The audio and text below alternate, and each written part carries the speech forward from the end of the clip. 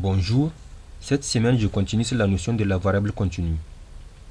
En complément de ce que Gilles vous a présenté sur le calcul de la moyenne dans le cas d'une variable discrète, dans ce tutoriel je vous présente le calcul de la moyenne dans le cas d'une variable continue, puisque le calcul diffère selon que vous avez une variable continue ou discrète. Pour ce faire, je retiens le même exemple de la semaine passée du tutoriel précédent sur le poids des étudiants, puisqu'on peut être amené à étudier le poids des étudiants parce que par exemple leur classe ne peut contenir qu'un poids déterminé.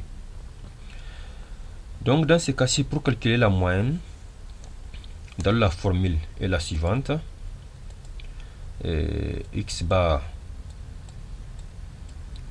qui est égal à 1 sur n qui est l'effectif total,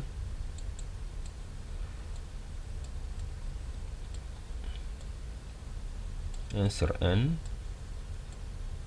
somme de i allant de 1 jusqu'à n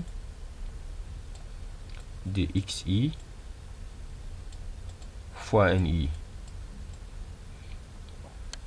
Donc pour calculer la moyenne dans ce cas-ci, la moyenne dans la formule se présente de cette façon. La première chose qu'on va remarquer ici, c'est qu'il manque ici les xi. On a les ni qui sont ici, les effectifs. On a n, l'effectif total qui est là, qui est 50. Ce qui nous manque ici, c'est xi. Puisque dans le cas d'une variable discrète, les xi existent. Vous avez xi et les ni, et directement le calcul de la moyenne devient facile. Mais ici, ça nous manque les xi. Donc pour calculer la moyenne dans ce cas-ci, ce qui remplace les xi, c'est ce qu'on appelle les centres de classe. C'est quoi les centres de classe? Les centres de classe, c'est la somme ou bien la demi-somme de chaque classe, la moyenne arithmétique de chaque classe qui nous donne les centres de classe. Donc ce que j'ai fait ici en vert, ici, les centres de classe.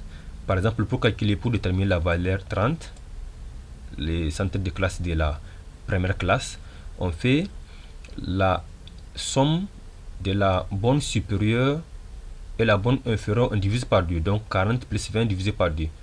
Vous aurez 30. Vous faites pour la deuxième, ainsi de suite jusqu'à déterminer toutes les valeurs.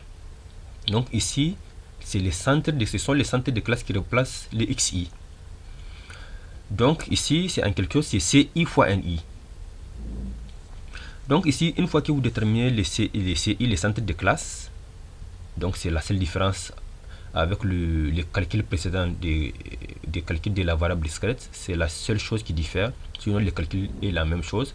Donc la prochaine étape consiste à calculer le produit, les xini, qui est ici cini en quelque sorte. Donc ce que j'ai fait ici en troisième colonne, en quatrième colonne plutôt. Donc ici, pour déterminer par exemple ici le xini, le produit xini de la première ligne, on fait l'effectif de la première ligne fois les centres de classe de la première ligne. Donc 7 fois 30, vous aurez 210. Pour la deuxième ligne, 9 fois 50, vous aurez 4450, et ainsi de suite jusqu'à déterminer toutes les valeurs. Donc ici, on a déterminé notre xini ou bien cini. Donc pour déterminer maintenant la somme de xini, la somme donc de notre quatrième colonne plutôt, donc on fait la somme de toutes les valeurs, 210 plus 410, ainsi de suite. Quand vous faites cela, vous aurez 3300, donc qui est égal à la somme de xini. Et pour déterminer la moyenne, on divise la somme de tout ça là de xini, c'est-à-dire le 3300 divisé par l'effectif total qui est 50 ici. Si vous faites cela, vous aurez une moyenne de 66 kg. Donc x bar ici va nous donner 66 kg. Donc comme interprétation, c'est comme ce qu'on a l'habitude de faire. Donc ici on peut dire qu'en moyenne, chaque étudiant dans cette classe a un poids de 66 kg. Et c'est la fin de ce tutoriel. Merci, au revoir.